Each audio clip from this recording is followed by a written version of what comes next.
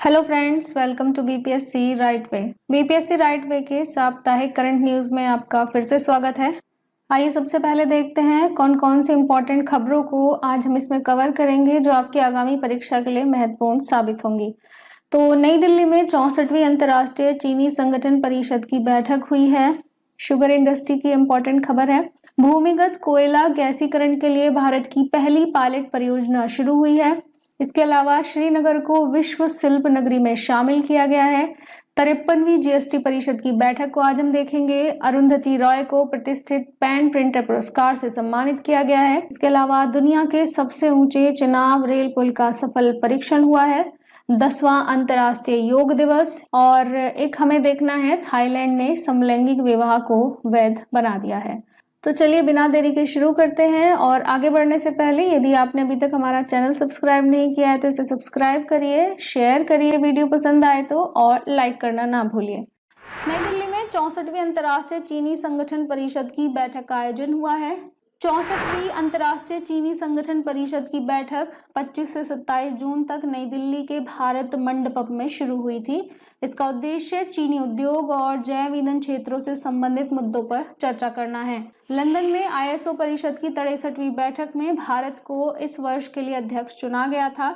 वर्तमान अध्यक्ष के रूप में इसका नेतृत्व संजीव चोपड़ा कर रहे हैं, जो भारत सरकार के उपभोक्ता मामलों के मंत्रालयों के खाद्य और सार्वजनिक वितरण विभाग के सचिव हैं। आईएसओ के अनुसार 110 देश गन्ना या चुकंदर से चीनी का उत्पादन करते हैं और दुनिया की 80% चीनी गन्ने से ही आती है। ब्राजील सबसे बड़ा उत्पादक है। इसके बाद भारत, यूरोपीय संघ, चीन और अमेरिका का स्थान आता है। भारत चीनी का सबसे बड़ा उपभोक्ता और दूसरा सबसे बड़ा उत्पादक है। वैश्विक खपत में लगभग 15% और उत्पादन में 20% का योगदान भारत देता है। इसके अलावा भारत इथेनॉल का भी तीसरा सबसे बड़ा उत्पादक है और इथेनॉल गन्ने के गुड़ से प्राप्त एक तरह का जैव ईंधन होता है। इथेनॉल में संयुक्त राज्य अमेरिका और ब्राजील प्रमुख उत्पादक राज्य हैं। उत्तर प्रदेश, महाराष्ट्र और कर्नाटक भारत में गन्ना उत्पादन करने वाले कुछ प्रमुख राज्य हैं। 10वां अंतर्राष्ट्रीय योग दिवस।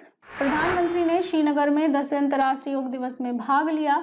यह हर साल 21 जून को मनाया जाता है। योग शब्द संस्कृत के युज शब्द से निकला है, जिसका अर्थ जुड़ना होता है। भारत ने 2014 में संयुक्त राष्ट्र महासभा के 69वें सत्र के उद्घाटन के दौरान इसका विचार रखा था और संयुक्त राष्ट्र ने दिसंबर 2014 में आधिकारिक रूप से 21 जून को इंटरनेशनल डे ऑफ योगा घोषित किया। इस वर्ष इसकी थीम रही है स्वयं और समाज के लिए योग। UNESCO creative cities network. उत्तरी केरल का एक शहर कोझिकोड इसे आधिकारिक तौर पर यूनेस्को क्रिएटिव सिटीज नेटवर्क के तहत भारत का पहला यूनेस्को साहित्य शहर घोषित किया गया है। इस नेटवर्क की स्थापना 2004 में उन शहरों के बीच सहयोग को बढ़ावा देने के लिए की गई थी जिन्होंने रचनात्मकता को टिकाऊ शहरी विकास के एक रणनीतिक कारक के रूप में पहचाना है। यहाँ पर 7 ऐसे क्षेत्र हैं जिन्हें रचनात्मक शहर माना जाता है, जैसे शिल्प, लोक कला, मीडिया कला, फिल्म डिजाइन, गैस्ट्रोनॉमी, साहित्य और संगीत। भारत की ओर से संस्कृति मंत्रालय इसके लिए आवेदन भेजता है। विश्व शिल्प नगरी यानी वर्ल्ड क्राफ्ट सिटी। श्रीनगर को विश्व शिल्प परिषद से विश्व शिल्प नगरी का दर्जा प्राप्त हुआ है। यह 2014 में विश्व शिल्प परिषद द्वारा शुरू किया गया पहल है और स्थानीय अधिकारियों, शिल्पकारों और समुदायों द्वारा दुनिया भर में सांस्कृतिक, आर्थिक और सामाजिक विकास में निभाई जाने वाली महत्वपूर्ण भूमिका को मान्यता देता है। भारत से यदि बात करें तो विश्व शिल्प नगरी कार्यक्रम के तहत जयपुर राजस्थान से, मम्मालपुरम तमिलनाडु से और मैसूर कर्नाटक से अभी तक ये दर्जा प्राप्त कर चुके हैं। आइए बात करते हैं अब सिप्री रिपोर्ट की।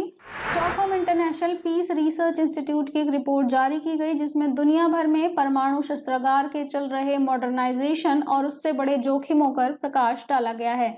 सभी 9 परमाणु सशस्त्र राष्ट्र जिसमें अमेरिका, रूस, ब्रिटेन, फ्रांस, चीन, भारत, पाकिस्तान, उत्तर कोरिया और इजराइल शामिल हैं, इन्होंने अपने परमाणु हथियारों का आधुनिकीकरण जारी रखा हुआ है।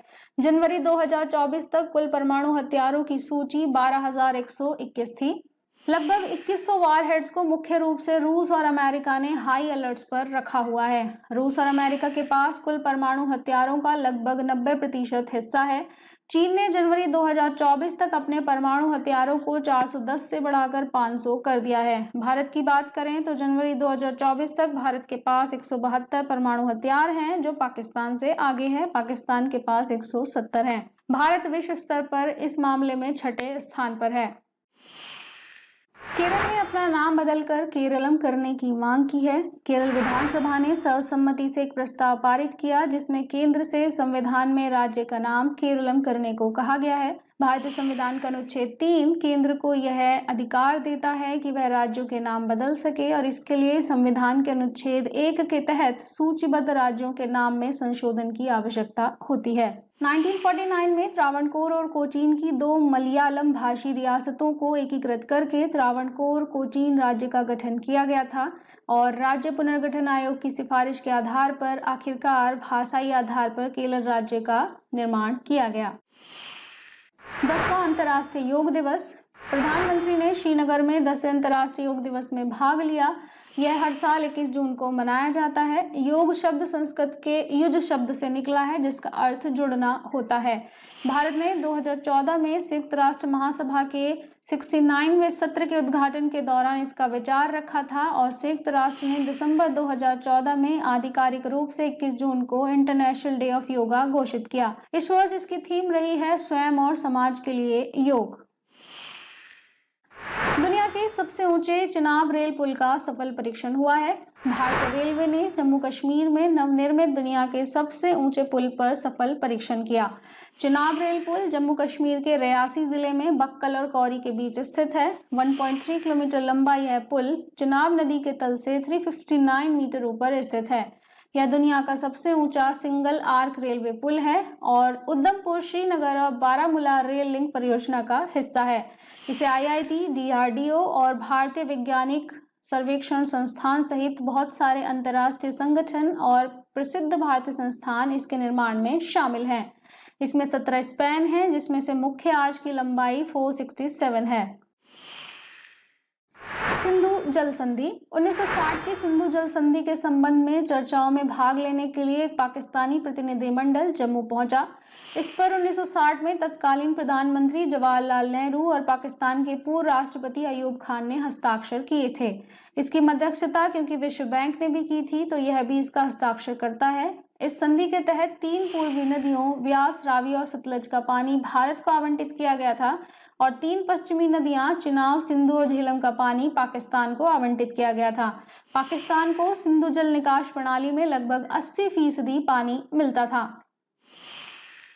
अरुंधति रॉय को प्रतिष्ठित पेन प्रिंटर पुरस्कार 2024 से सम्मानित किया गया है। अरुंधति रॉय बुकर पुरस्कार विजेता हैं। यह उनके साहित्यिक योगदान के लिए 2024 का प्रतिष्ठित पेन प्रिंटर पुरस्कार दिया गया है।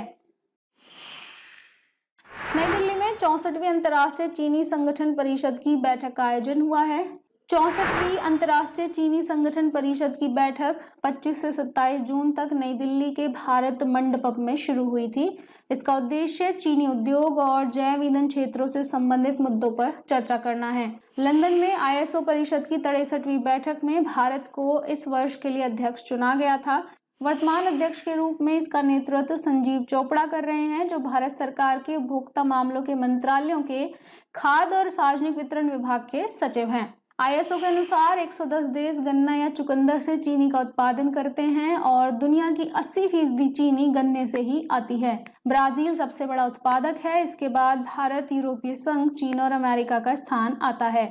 भारत चीनी का सबसे बड़ा उपभोक्ता और दूसरा सबसे बड़ा उत्पादक है। वैश्विक खपत में लगभग 15% और उत्पादन में 20% का योगदान भारत देता है। इसके अलावा भारत इथेनॉल का भी तीसरा सबसे बड़ा उत्पादक है और इथेनॉल गन्ने के गुड़ से प्राप्त एक तरह का जैव ईंधन होता है। इथेनॉल में संयुक्त राज्य अमेरिका और ब्राजील प्रमुख उत्पादक राज्य हैं। उत्तर प्रदेश, महाराष्ट्र और कर्नाटक भारत में गन्ना उत्पादन करने वाले कुछ प्रमुख राज्य हैं। भूमिगत कोयला गैसीकरण के लिए भारत की पहली पायलट परियोजना शुरू हुई। कोयला मंत्रालय ने झारखंड में भूमिगत कोयला गैसीकरण यानी यूसीजी के लिए भारत की पहली पायलट परियोजना शुरू की, जिसका उद्देश्य कोयला उद्योग में क्रांति लाना है। कोयला गैसीकरण एक ऐसी प्रक्रिया है जो भूमिगत कोयले को मीथेन, हाइड्रोजन, कार्बन मोनोऑक्साइड और कार्बन डाइऑक्साइड जैसी गैसों में परिवर्तित करती है। यह कार्बन मोनोऑक्साइड और हाइड्रोजन के मिश्रण सिनगैस का उत्पादन करने के लिए नियंत्रित परिस्थितियों में हवा, ऑक्सीजन, भाप या CO2 का उपयोग करके कोयले को आंशिक रूप से ऑक्सीकरण करके प्राप्त किया जाता है। सिनगैस का उपयोग बिजली उत्पादन और मेथनॉल बनाने के लिए किया जा सकता है। सिनगैस आने वाले फ्यूचर में बहुत अधिक रोल प्ले करेगा एनर्जी सेक्टर में, इसलिए खबर बहुत इंपॉर्टेंट है। भारत ने राष्ट्रीय कोयला गैसीकरण मिशन शुरू किया है, जिसका लक्ष्य है 2030 तक 100 मिलियन टन कोयला गैसीकरण करना। कोयला खनन में 100% FDI की भी अनुमति दी गई है। साथ ही कोयला और लिग्नाइट गैसीकरण परियोजनाओं को बढ़ावा देने के लिए व्यवहार्यता अंतर निधि योजना को भी लागू किया गया है।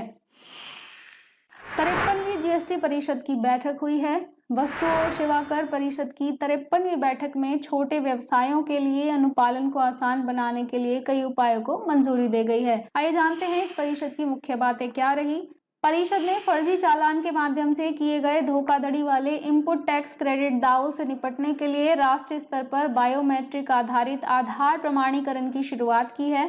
शैक्षणिक संस्थानों के बाहर छात्रावास आवास सेवाओं को 20,000 रुपए प्रति व्यक्ति प्रति माह के लिए किराए पर GST से छूट दी गई है, बट ये छूट केवल 90 दिनों के ठहरने के लिए लागू होती है। इससे पहले इन किरायों पर 12% की GST लागू होती थी। प्लेटफॉर्म टिकटों पर भी GST छूट दी गई है। इसके अलावा दूध के डिब्बों के लिए 12% की एक समान GST दर घोषित की गई है, चाहे वे डिब्बे स्टील, लोहे या एल्यूमिनियम से बने हों। GST परिषद ने न्यायालयों में विभाग द्वारा अपील दायर करने के लिए भी नई मौद्रिक सीमा की सिफारिश की है। जैसे GST अपीलीय न्यायाधिकरण के लिए यह सीमा 20 लाख रुपए, उच्च न्यायालय के लिए 1 करोड़ और सर्वोच्च न्यायालय के लिए सीमा 2 करोड़ रुपए कर दी गई है। सरकार ने पूंजी निवेश के लिए राज्यों को विशेष सहायता के लिए भी योजना शुरू की है। साप्ताहिक करंट न्यूज के इस वीडियो में बस इतना ही। फिर मिलते हैं आपसे नेक्स्ट वीडियो में, तब तक जुड़े रहिए BPSC राइट वे के साथ में। Thank you.